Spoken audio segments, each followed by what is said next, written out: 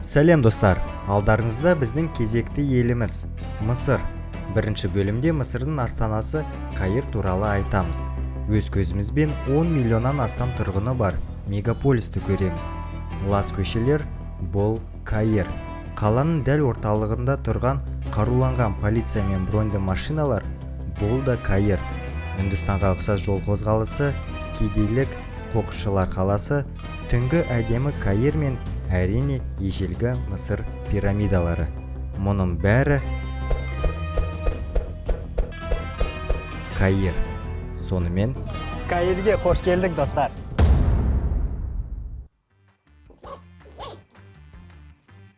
Сәлем, достар.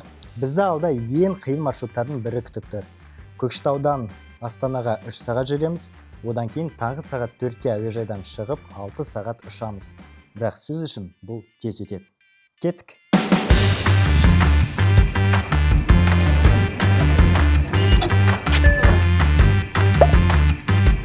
Температурасы 33 градус.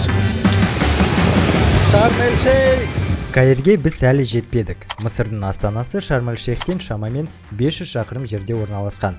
Әуежайда виза рәсімдеп, ақша айырбастап, сим-карта алып, туристік полицияда тіркелдік. Одан кейін автобуспен Каирге жолға шықтық. Айтпақшы, арасында таксиспен ұрсысып та қалдық. Мысырға келсеңіз, сізден қосымша ақша сұрайтынына дайын болыңыз.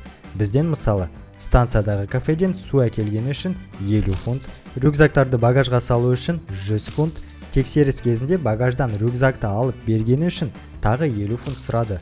Жол бойында тексерістер де өте көп болды. Достар, өте қорқынышты. Біз былай сумкаларымызды ретке қойдық та, өзіміз былай тұрдық.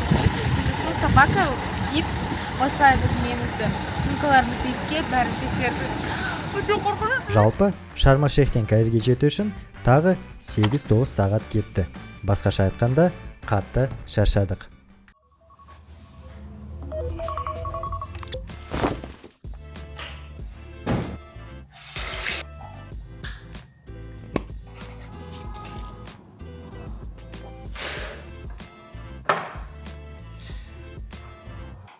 Біздің Каирдегі қонақ үйімізге рум-тур. Осындай жайлы кең бөлмесі бар, кондиционер, душ, кеше бізге айтқан ыстық суы бар деп, бірақ кеше жай ғана жылы су болды. Бүгін енді көреміз. Осы үйлерді бұрын француздар салған, француз архитектурасы, және қараңыздар қандай потолок. Потолоктың өзі 4-5 метрдей. Және біздің номерімізден осындай көрініс. Астына қарамасан, бір өзіңді Парижде жүргенде сезінесің. Осы қонақ үйдің бағасы 4 күнге 74 мың теңге таңға кіреді. Біз қалаға шықтық және осы тоқтаған қонақ үйдің тағы бір прикольный штучкасын қазір сізге көрсетемін. Міне осындай фишкасы, осы үйдің ескі лифт. Қараңыз. Қазір келеді. Міне осылай келеді, өзіміз ашамыз оны. Бұлай кіреміз. Енді алтыға басамыз. Есікке көтерілеміз. Алтыншыда жошы бар ма? Білмеймін башқа. Кішкене қорқынышты. Ну тут ничего нету. Ну не пойдем, все. Қорқа, да, бірге бастық. Қорқпа. Ол что, лифт? Страшный лифт. Осындай тар лифт. У меня еще клаустрофобия, если застрянем, пипец будет. Откуда? Вот, бірінші этажға келдік. Қайда? Мына жақ мал. Крайне закрылся. Ой, G. Қазір тағы астына түсеміз.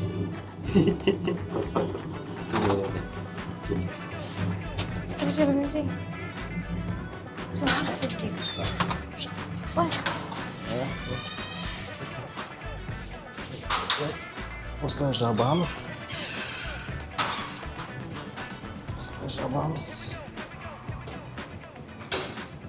Болды? Не, лифт кетті. Офигеть.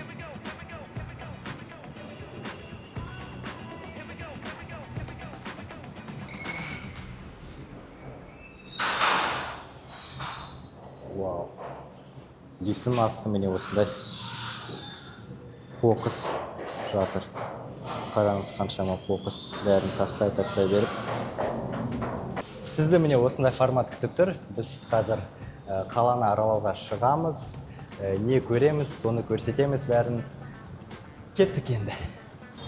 Қызық, мұнда көбі видео түсірмей дейді, видео түсіруге болмайды.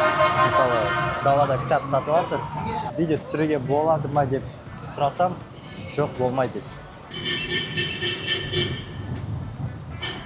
Сіз көріп жатқандай, жол ережелерін ешкім сақтамайды. Адамдар өте береді. Осылай. Қазір біз де өтеміз. Адамдар өте көп, сосын қыры, оң жақта кәдімгідей брони машиналар тұр. Солдаттар, әскер. Негізі мұнда заң өте қатаң. Сондықтан бүкіл жерде адамдар тұрады қазір. Міне артында брони машиналар. Біз тоқтаған қонақ үй дәл Каирдің ортасында орналасқан Тахрир деген аудан. Және бірнеше қызықты факт. Каир өте үлкен қала. Бір Африканың ең үлкен ірі қалалардың бірі болып саналады. Және халқы саны 10 миллионға жетеді Каирдің өзінде. Және Каирдағы жақын мекендерді қоссаң 20 миллионға жетеді. Ойлаңызшы, бір қалада 10-20 миллион адам тұрады. Қазақстан халқының жартысы. Біз андай аса жоспар құрған жоқпыз. Қайда баратынымызды жай ғана бұлай қаланы аралап жүреміз. Бағана Google картасын ашып, осы біздің қонақ үйімізге жақын Каир Тауэр деген бар екен. Телебашня. Соған мініп, Каирді жоғарыдан көреміз. Осылай бір белгілі маршрутсыз саяхаттайық деп шештік. Өзімізге қызық. Қараңыз, қалай көп адам және ережелер, ешқандай ережелер сақталмайды. Сосын сигналдар. Адамдар бұлай қарасаң, мейірімді, амандасады, күледі. Әзірше бұл аудан қауіпсіз аудандардың бірі болып саналады, өйткені дәл Каирдің ортасында орналасқан. Әзірше бәрі тоқтап жатыр. Түсінемін. Бронетехника тұр, қараңыз. Міне бұл бронетехника Egyptian Police дейді. Неге полиция соншама көп? Жауабын табу үшін алдымен Мысырдың орналасуына қарайық. Таяу шығыста орналасқан Мысыр, Судан, Ливия, Израиль және Палестинамен шекаралас. Басқаша айтқанда, бұл әлемдегі ең қауіпті аймақтардың бірі. Соған қарамастан Мысырдың сыртқы саясаты бізге таныс көп векторлы, яғни барлығымен тіл табысқысы келеді. Мысалы Израильмен де, Палестинамен де. Бірақ ең бастысы өз экономикасы және халқының қауіпсіздігі. Алайда соған қарамастан Мысырда көптеген террористік актілер болды.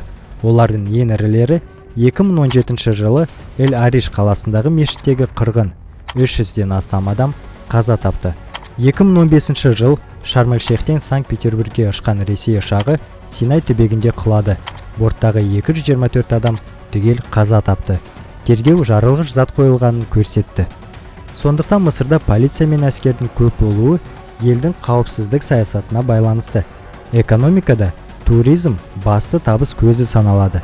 Үкімет шетелдік туристерге қауіпсіздік пен бақылау бар деген әсер қалдыруға тырысады. Сол себепті туристік аймақтарда полиция өте көп. Ал енді әрі қарай жалғастырайық.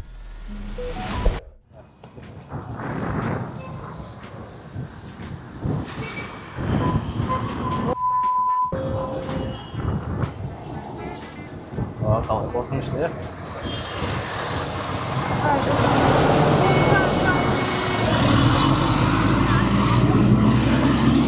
Бұл Каир жолды өту өзі бір қандай квест. Сосын анау бар ғой, көліктер сигнал бере береді, әр секунд сайын тоқтамай. Міне естіп тұрсыз ба? Пип. Каиро телемұнарасы. Артында осындай үлкен арыстан мүсіні тұр. Ана жақта да сондай. Және қызығы міне осында мінбеу үшін ба, осындай темір нелерді салған, қойған. темірден жасалған тістерді. Тістер деп айтайықшы. Бірақ кейбір жерлерде міне жоқ екен ол. Осылай жан-жаққа қойып қойған. Және Нілдің өзі, Ніл өзені.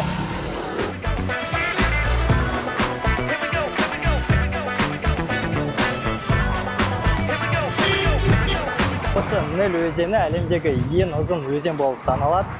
Тағы бір қызықты факт. Кейбір деректерде Ніл өзені ең ұзын болып саналады. Кейбір деректерде Амазонка өзені. Тоқтап тұруға болмайды екен.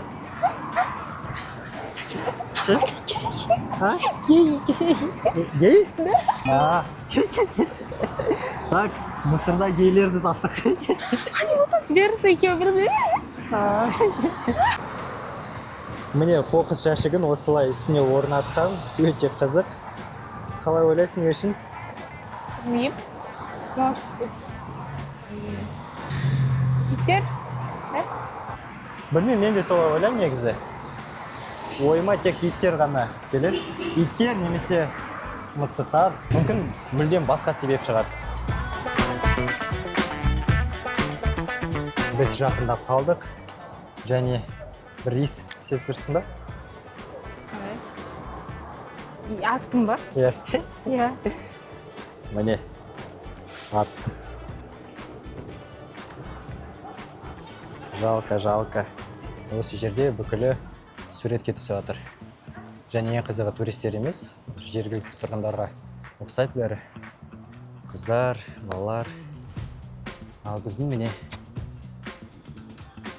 телемұнара. No. What? Казахстан. Kazakhstan. Yes, Казахстан. Nice. Мені енді үйреніп қалдым бәрі. Қытай, Жапон, Кәріс деп ойлайды. Қазақстан деп айтқанда, Казахстан деп таңғалады бәрі. Бағана тексерістен өткенбіз, міне анау будкада. Біздің микрофондарды көріп, именно микрофонды осы DJI-ді алып қойып, сосын басқа бір кабинетке біз бардық. Мынау микрофон бай дейді, не істеп жатсыңдар дейді, не түсіріп жатсыңдар. Біз влогерміз деп жатырмыз, влог, қазақша влог түсіріп жатырмыз саяхат туралы. Сосын YouTube бірдеме бар ма, көрсетші арнамды. Мен көрсеттім, о күшті дейді. Онда түсіре бер және бізді белгілеші дейді, Instagram аккаунтын берді. Instagram аккаунты андай, оны ешкім жүргізбейді, 109 оқырманы ғана бар. Соны белгіле салшы, жарайды. Енді қазір міне билет аламыз да, сосын ішіне кіреміз. Hello. Hello. How much? 351 baht. Бізге осында 2 билет берді және номерок. Қазір осы номермен біз кіреміз 255 және 256. Үстінде ресторан бар дейді. Ресторанға барасыз ба дейді. Міне осы таблоға қарап біз кіреміз қазір. Мұнда 236-дан 240-қа дейін, бізде 255, 256. Сонда олар үстіне 5 адамнан кіргізеді.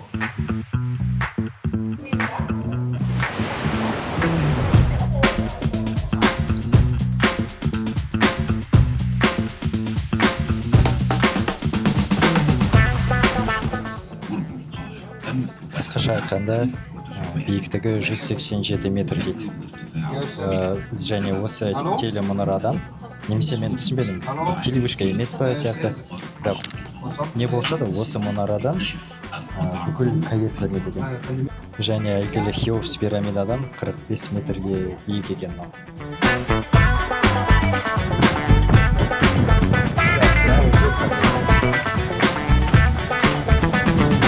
Вау! Офигеть! Шынымен, достар, бұл Каир, мегаполис.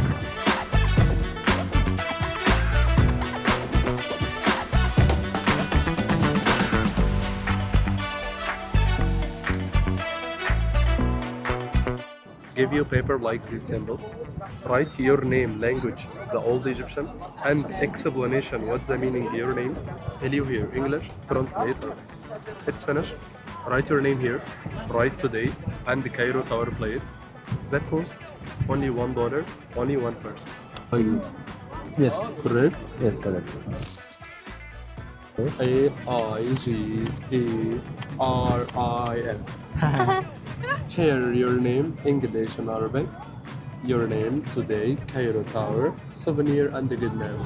Here we go, here we go, here we go, here we go, here we go. Here we go, here we go, here we go, here we go.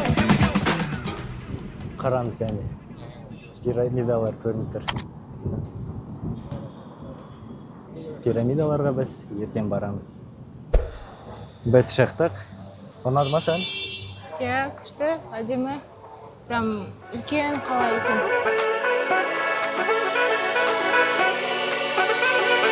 Біз жаңа ғана тамақ ішіп алдық, күш жинап алдық. Енді қазір ақша айырбастауға келдік. Қанша шықты бізге? 9000 теңге шықты екеумізге тамақ ішуге. Сондай қымбат та емес, бірақ сондай арзан да емес. Ал қазір міне ақшаны айырбастадық $100. Әуежайға келгенде $100 айырбастағанбыз. Енді міне Каирде тағы $100 айырбастадық. Ақшаны сразу айырбастауға кеңес бермейміз, өйткені ақша көп деп ойлаймыз да, бәрін жыратып қоямыз. Иә, сондықтан лайфхак. Ақырындап міне $100-дан айырбастауға кеңес береміз ақшаны. Курс дәл сондай. $100 4827 фунт шықты. Бұл Каирдің орталығы, бірақ қараңызшы. Қандай лас жер. Жан-жақта қоқыс шашылып. Осылай. Қалайсың? Нормально, ыстық. Қазір сағат неше? Жоқ, тазалық бойынша қалай? Шри-Ланкамен бірдей. Барлық жерде шаң, кір, маған ұнамайды. Қараңызшы, адамдарында пикник, адамдарда алдында жан-жақта қоқыс. Осылай міне. Әйгерім. Естігем Египетте қыздарды, адамдарды ұрлайды деп.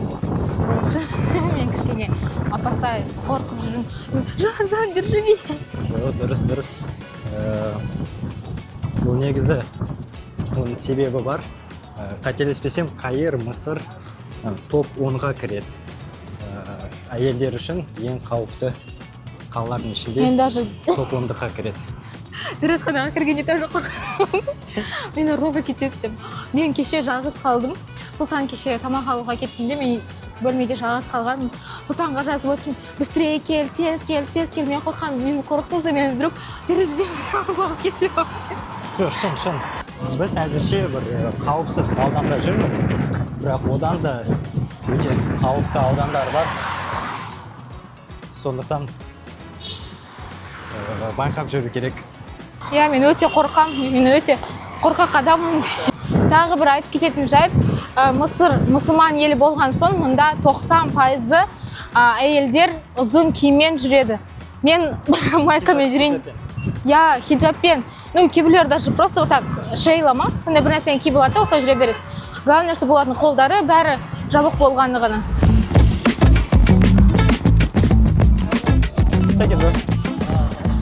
Біз қазір осындай группамен Ніл өзенінен анау жақтағы фонтанға барамыз. Бағасы қымбат емес, 1000 теңге бір адамға. Қайықпен бару қанша минут? 20 минут.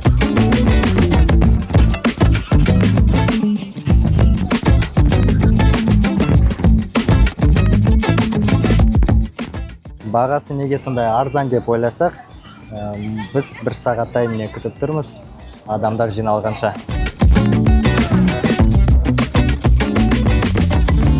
Біз әлі отырмыз. 2 сағат кетті. 2 сағат емес? 1,5 сағаттай. Және мен таңертең айттым ғой, бір жергілікті менталитет туралы, мәдениетсіздік туралы. Және міне осы қайықта да бұл нәрсені байқап жатырмыз. Мысалы, сол жақта отырған кісі, үлкен кісі, семішке шағып, семішкелердің қабығын артқы жақтағы әп-әдемі Ніл өзеніне лақтырып жатыр. Міне осылай.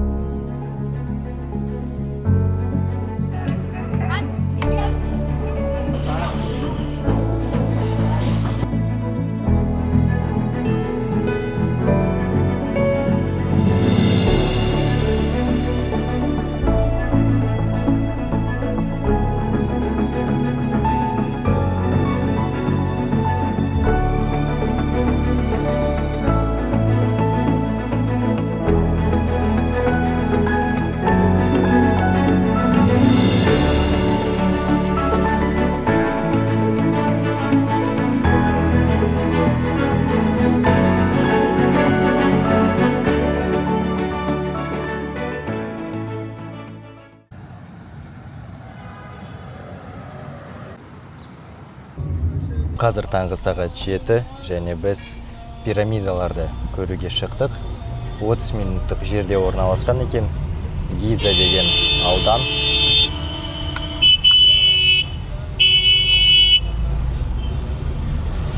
Сигналдар бере береді. Ерте таңертең шықтық. Өйткені бір 10-нан кейін күн ысып кетеді 100%. Қазір 7-ден бір 10-ға 11-ге дейін 4 сағаттай жүреміз.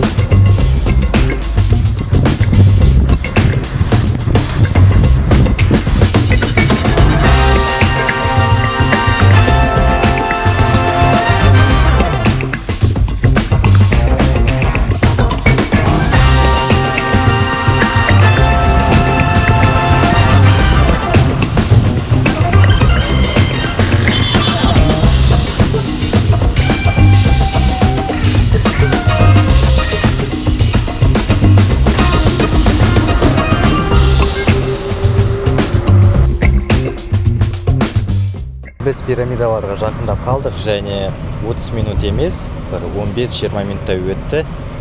Таңертең ерте шыққан жақсы болды және кептеліс ештеңе жоқ. Бірақ өте не сондай лас. Жан-жақта қоқыс, адамдар, қайыршылар, өте неге Үндістанға өте ұқсас. Тіпті ер адамдардың далада жай тұрып сигендерін көрдім. Капец.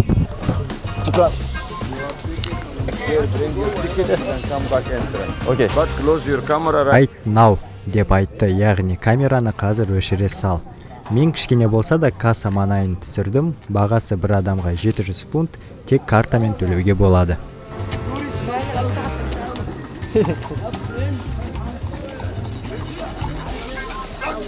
Look, everybody come. Look, everybody got ticket.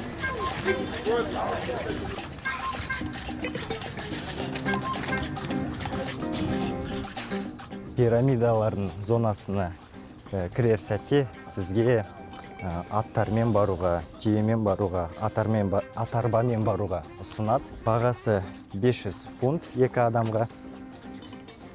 Және біз жаяу жүруді шештік.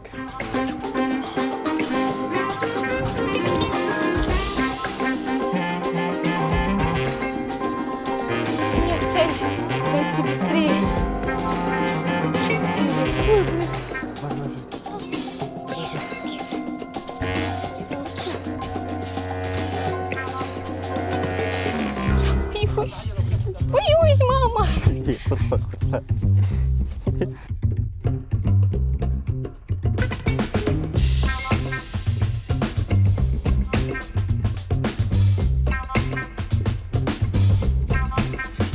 Алдарыңызда әлемнің 7 кереметтің бірі – Мысыр пирамидалары. Біз ішіне кірмей тек сыртын араладық. Біріншіден шын айтсам вау эффект болмады. Неге екенін білмеймін. Мүмкін ежелгі ескерткіштің сиқырын заманауи автобустар, жолдар мен ұшақтар азайтып жіберген шығар. Екіншіден саған бір нәрсе сатқысы келетін жергілікті мысырлықтар шынымды айтсам жағымсыз әсер қалдырады. Ал енді пирамидалар туралы қысқаша фактілер. Алғашқы пирамидалар шамамен 4500 жыл бұрын салынған. Хеопс пирамидасында 2-3 миллион тас блок бар. Әрқайсының салмағы бірнеше тонна. Бүкіл Мысырда бір емес, 2 емес, 10 да емес, барлығы 120-ға жуық пирамида бар. Айтпақшы, мұнда ит өте көп. Ал солардың біреуі бәлкім дәл осы ит. 2024 жылы Хеопс пирамидасының төбесіне шығып, бүкіл әлемге танымал болған. Сосын достар, біз ойлағанбыз басында пирамидалар бір айдалада орналасқан деп. Жоқ, міне артымызда қала, Гиза ауданы. Міне пирамидалар. Және олардың арасында не бар? Асфальт бар, автобустар кіретінді, көліктер жүр. Міне осылай. мүмкін бір 50-100 жылдан кейін пирамидалар Каирдің ортасында болады, орталығында.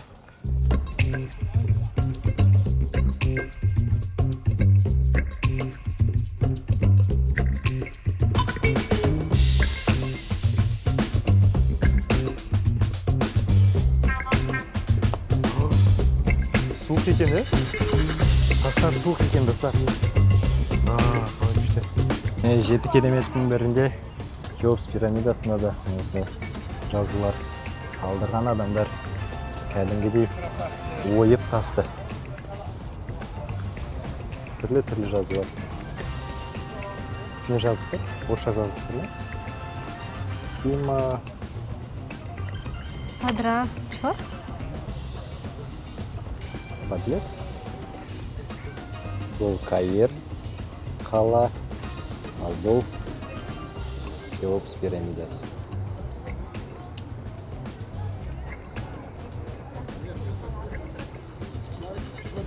Осы біздің Мысырдағы 3-ші күніміз, және біз әлі қазақтарды кездестірген жоқпыз. Ал осында Каирда жүрген туристердің көбі жапондар, кәрістер және қытайлар өте көп. Группамен келеді. What do you think? Vietnam, No. China, Korea, No. Japan. No. Which country? Kazakhstan. Kazakhstan. Welcome in Egypt and have a nice time. Thank you so much. His wife? Шукран. Yes. Welcome in Egypt. Hoş geldin. This is a souvenir for you, no money. No. No, No? it's my present for your wife. Oh, okay. Thank you. She looks very beautiful. Thank you. From how many years are married? 2 years. 2 years, no children? No children. My God gift you. Thank you. This is for him very beautiful, for good luck. No. No, goodbye. No. Take it. Hey, No. this is my present. Там тоже бери сам. Take it. This is gonna be for lucky. No. Take it. Thank you. Good luck. No. Thank you. No money. No. Thank you. Goodbye. Thank you. Okay. Олар бізден қазір осылай алдап келеді да сөйтеді. Сен бер маған деп. Поэтому Египетте лучше ешкімнің қолынан ештеңе алмаңыздар. Yeah. Біз уже сразу хапнули. Енді ешкімге даже не доверяем. Мен даже Султан Ибраев алса да сұраш, точно ма, точно емес па. А то бізді алдап кетуі мүмкін. Иә, міне адамдары осындай. Бірінші сізге не тегін ештеңе керек жоқ. Беретін нәрсені, сосын ақша сұрай бастайды. Сондықтан мұқият болыңыз, абай болыңыз, ештеңе алмаңыз біреуден.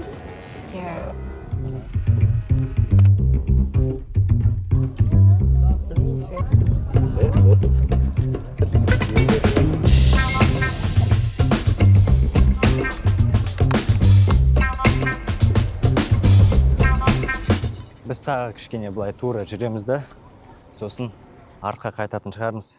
Жоқ, тамақ ішкіміз келіп тұр. Шаршадық. Сосын осындай сұрақ туы мүмкін сізде. Неге біз пирамидалардың ішіне кірген жоқпыз? Неге кірмедік? Өйткені іші тар, менде клаустрофобия, мен точно кірмейтін едім. Иә, әйгемде клаустрофобия, ол қорқады.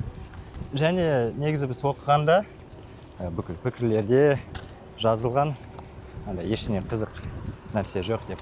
Иә, бірақ кіргіңіз келсе, клаустрофобия болса, жүрек аурулары болса, лучше кірмей-ақ қойыңыз, өйткені ішінде ауа жоқ, іші тар, ыстық. Біз анау жақта болдық, Хеопс пирамидасы, сосын міне тағы 2 пирамида бар. Негізі бүкіл Мысырда пирамидалар көп екен, 118 дейді. Википедияға сүйенсек, міне осында кафе бар, қазір тамақ ішеміз. Мына жақта дәретхана. Туристер үшін сервис жағынан жақсы істеген. Мұнда бағалар өте ондай қымбат емес, бірақ біз жай ғана бір сэндвич алдық, фримен бағасын мына жерге жазып кетеміз. Кафе арзан емес, қымбат екен. Ай, қымбат, андай сервис бар, қызмет көрсету. Сосын тағы бірдеме бар, налог па, сондай салық. Соның пайыздарын қосты. Сонымен бізде 2 сэндвич, 1 фри, 2 спрайт, 12-14 мың теңгеде шықты. Өте қымбат. Біз жеттік, достар. Панорама, view. бүкіл адамдар міне осы жақта, және міне үш пирамидаға әдемі көрініс ашылады осы жақтан. Қараңыз достар, міне мынау жақта қала, анау жақта қала.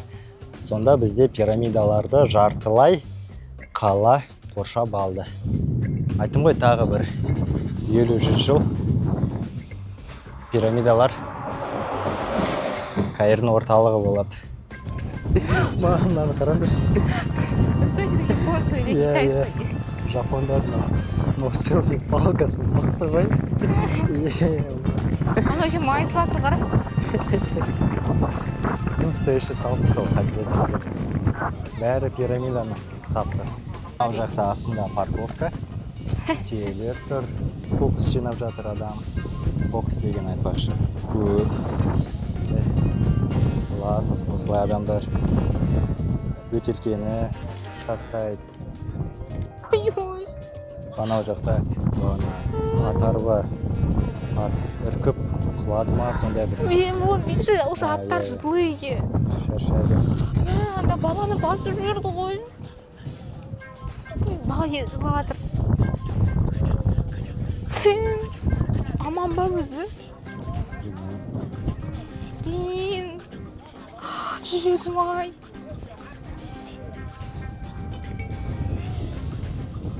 Әне, баланы басып кетіпті. Әрине мұндай ыстықта, түсінбеймін, ыстықта қалай аттар шыдап тұр мұнда. Бағанада ат үркіп жүрді ғой бетіп, итеріп.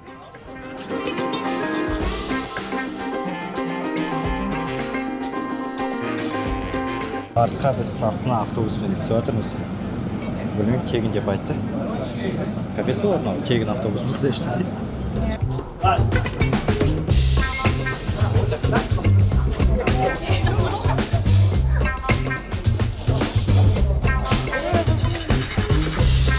Шынымен тегін екен автобустар. Таңғы 7-де келдік, адам аз болған, қазір адам көп. Өте көп адам. Достар, міне көріп тұрсыз, адам өте көп. Сосын ыстық дала. Сондықтан таңертең таңғы сағат 7-де келген дұрыс болады. Даже 6:30-да келсеңіздер, потому что 7-де ашылады. 6:30-да келіп, 7-де ашылады. Қымбат емес екен, арзан. Әдемісін алады бізге. Мыналар екеуі $1.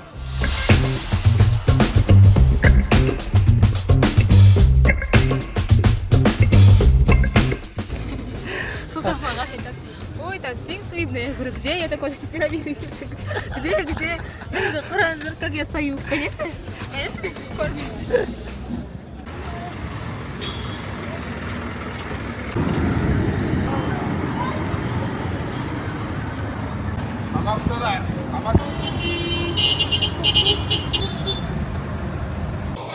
Біз қазір такси күтіп тұрмыз, пирамидаларды көріп.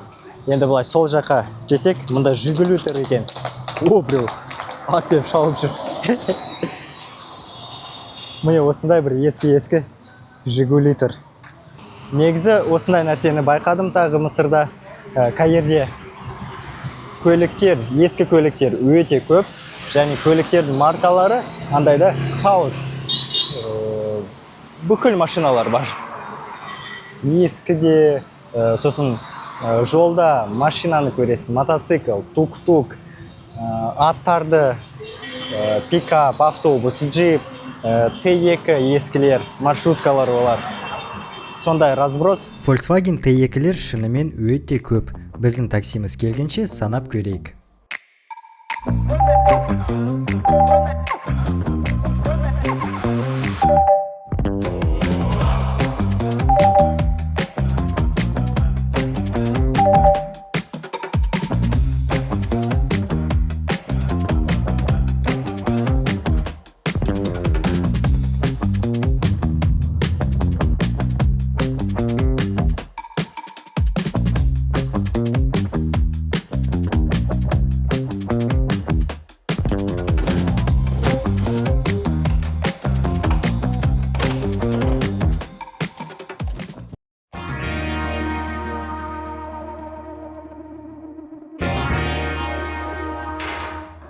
Қайырлы таң достар, бізде бүгін Каирдегі соңғы күніміз.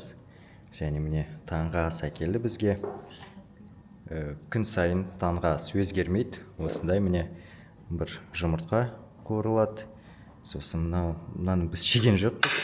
Білмеймін, бір странно выглядит. Сосын ірімшік бар, кішкентай міне огурцы, помидор, йогурт.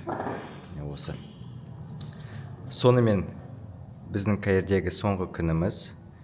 Қазір тамақ ішіп біз бір қызықты жерге барамыз. Ол жер маған ұнамайды.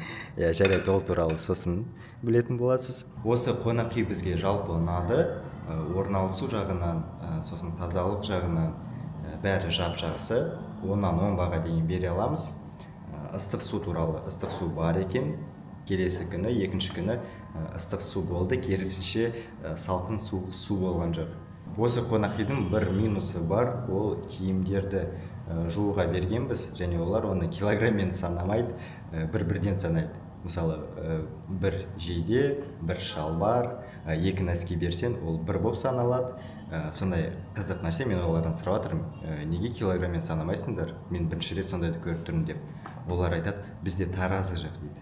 Бірақ ол әрине проблема емес шығар. Меніңше олар осылай бір-бірден санап, олар үшін ол өте тиімді. Сосын тағы бір минусы бар, ол шумоизоляция өте нашар. Дәл жолдың бойында орналасқаннан көліктер көп жүреді, сигнал береді, сондықтан бәрі естіледі түнде. Бірақ біз күні бойы жүріп, шаршап, түнде жақсы ұйықтаймыз де. Түнде жақсы ұйықтаймыз. Міне осылай жалпы қонақ үй ұнады. Ал қазір біз туристер аса көп бармайтын жерге барамыз. Кеттік. Біз кірдік достар, масқара мынау. Іші қараңыз. Міне осылай қоқысты жинап жатыр. Бұл достар Каирдегі қоқыс қаласы. Кәдімгідей былай жергілікті, бүкіл әлемде қоқыс қаласы деп таниды оны бәрі. Және осында Каирдегі бүкіл қоқысты әкеліп, оны қайтадан өңдейді.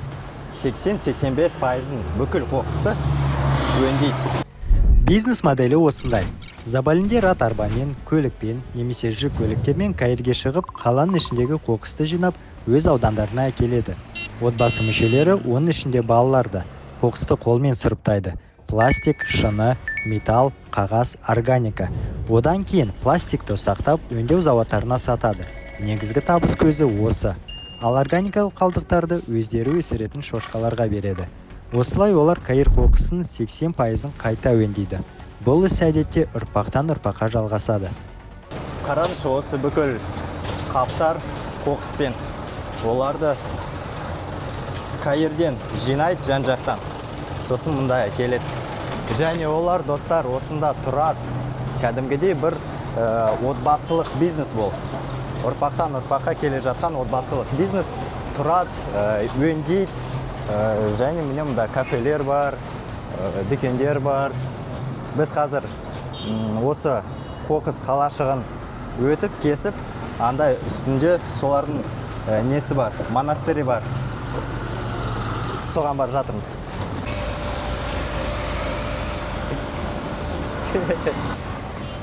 Адамдар жақсы екен мұнда. Агрессия көрмейсің. Осы жерде халық саны қалашықта ауданда 50-70 мың адам тұрады.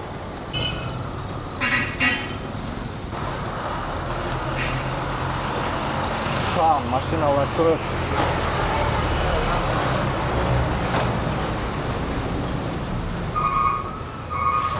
Бір фильмдегідей жүргенде, локация енді масқара. Осында міне тук-туктар бар. Олармен негіз үстіне жетуге болушы еді, бірақ біз жаяу баруға шештік, өйткені өз көзімен бәрін көргім келіп тұр.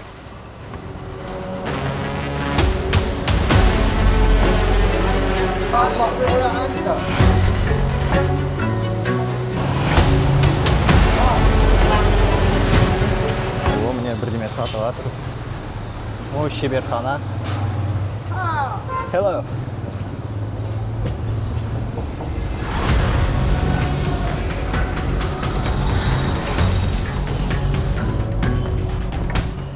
Бол Каир, достар. Міне шаштараз да бар. Мына кальян. Кафе бар.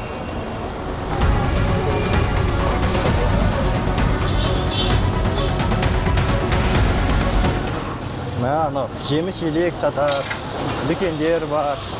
Бәрі кәдімгідей міне нан пісіріп жатыр.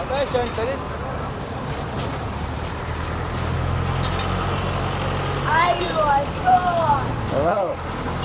Пицца бар. Қараңыз қозы. Ләқ, мынау ләқ.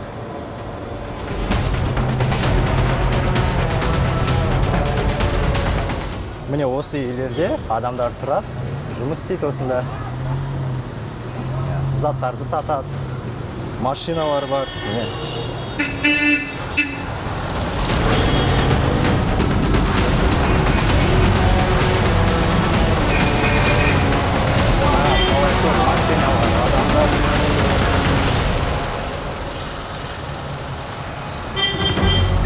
Қараңыз қалай. Hello.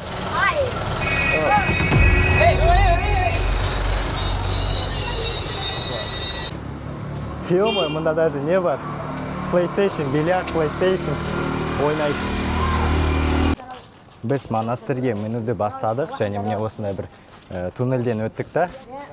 Осында мүлдем басқа атмосфера. Бәрі тап-таза. Міне ағаштар өсіп тұр, кішкентай. Сосын міне жол, асфальт. Бәрі күшті. Міне біз жеттік. Монастырь. Эмоциямызбен бөлісесіз бе?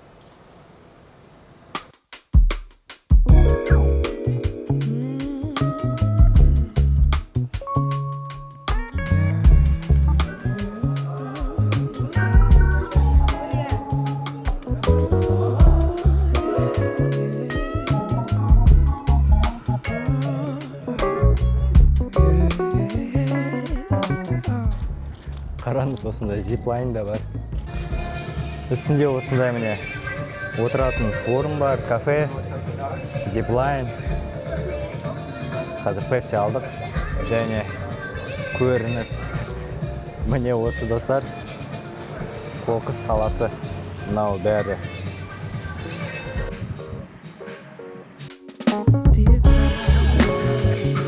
Бай қорқынышты. Мен соңғы рет Грузияға зиплайнға мінгем. Енді мінбейтін болдым, мүлдем.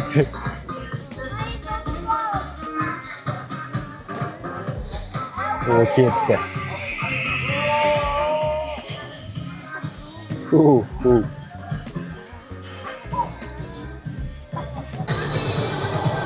Қараңыз, міне бағана біз болған қазір монастырь, соның үстінен өтеді.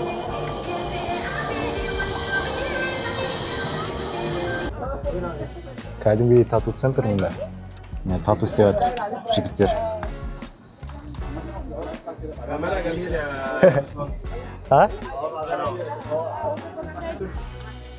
Әйгерім айтады, міне осындай ғана дизайнда жасайды.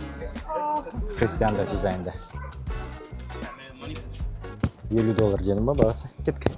Ол қанша $50? $50. Жоқ. 25 мың. 25-27 мың. Ой, баға кетші өзімізді қыстан. Осы машинкамен барамыз. Бағасы 500 фунт. Бізден алып жатыр. Чай кетіп ба? Кеткі. Ой, сюда. Міне саған. انا ولا ما يهمش. Не деген сервис. I'm sorry. Может, никуда потом рекомендации никуда не поеду. Осындай سومك عدل. кішкентай машинкада бір қоқыс қаласының ортасында біз қашан жүреміз? Нафиг мне нужно қоқыс у себя во дворе посмотрю. Жүреміз біз осылай, айтшы. У себя во дворе посмотрю свой қоқыс. У нас білесің ба, сарыарқаның алдында қаншама қоқыс бар. Мынандай емес те. Сап-сасық. Достар, мұнда келуге кеңес бермеймін. Сұлтан айта береді. Әрине ол. Уважаемые подписчики, не слушайте Султана. Ему пофигу. Жоқ, әрине ол туристердің көбі осында келмейді. Біз міне кіріп жатырмыз. осы төменде. Сасық, мен қыса жазадым мына жерде уже. Енді міне осындай көрініс болады. Артқы жол. Қазір білмеймін, сол жолмен бара ма біз көтерілген, әлде басқа жолмен бара ма. Өте балалар бар. Сөмкемен жүр. Олар уже привыкшие еске. Мен мұнда кіре салақ. Қараңыз, сотып аксессуар сатады. Не тағы.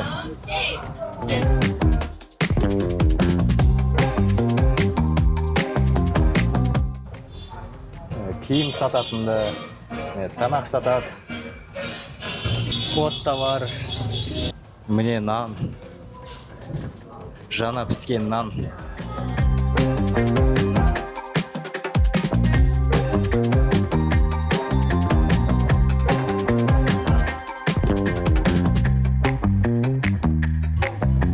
Саяхаттарың жақсы өтсін. Және Аллах сендердің екеуің бірге бақытты болыңдар дейді. Ажырамасын дейді. Махаббаттарын ажырамасын.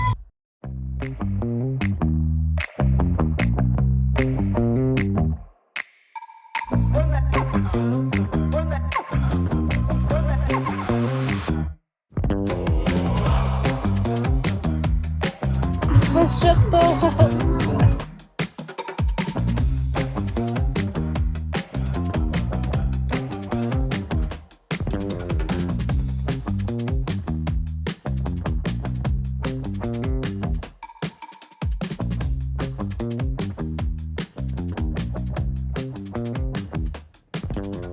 Айгерім екеуміз базарға келдік.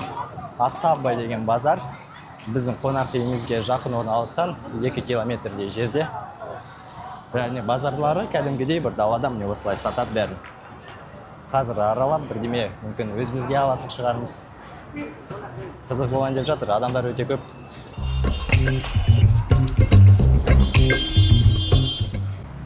Бізде бүгін соңғы күніміз, жалпы толық 3 күн өткіздік Каирде. Және әрине осындай үлкен мегаполисті 3 күнде көру мүмкін емес. Біз көп болғанда бір 5% көрген шығармыз. Өте үлкен қала. Колоритті, контраст масқара. Андай бір кедей аудандар да бар, жақсы аудандар да бар, бірақ біз оларға әлі жеткен жоқпыз. Полиция бар, міне оң жақта тұр. Ма. Thank you.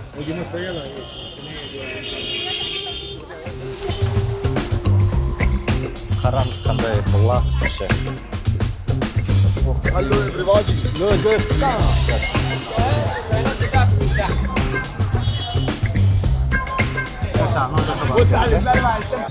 I love you, China. No, لا مش صاينة لا I love you. Kazakhstan. Kazakhstan. Yes. كلموا عادي Kazakhstan. Oğlum ne osılay? Telefonlar satar eken. Ne osılay? Telefonlar satar eken. Uşu ya. Uşu biz osılay көп адамдарға үйренгендік. Шукран. Шукран. Thank you.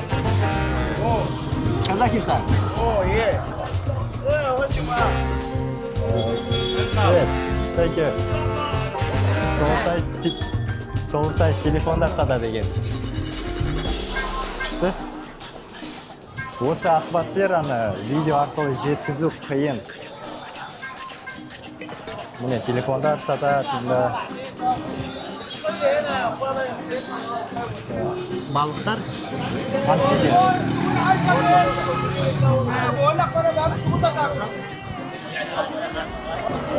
Тағы да қайталауға шаршамаймын. Үндістанда жүргендей. Үндістанда болмасам да, бірақ кәдімгідей адам көп, бәрі лас қоқыс.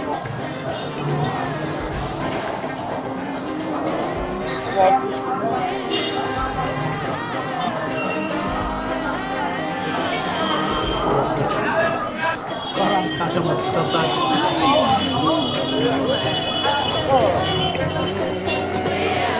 Hello. İşte, bana adamlar.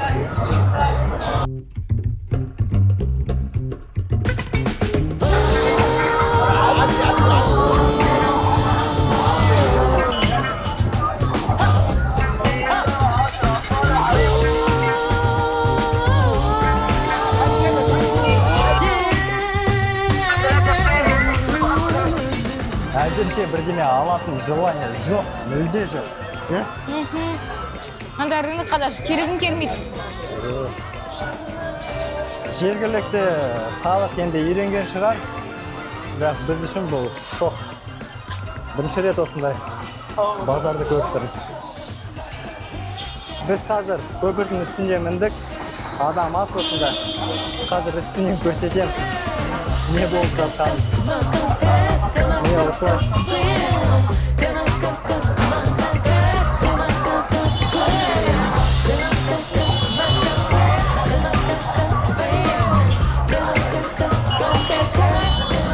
Айгерім екеуміз әйтеуір шықтық базардан. Қазір Индраев күтіп тұрмыз. Қой дедік те, қазір кетеміз осы жақтан. Міне осылай адамдар тасып жатыр нәрселерін. Біреулер міне бұлай бос жүріп, оң жақтан сол жаққа. Біреулер сол жақтан оң жаққа керісінше.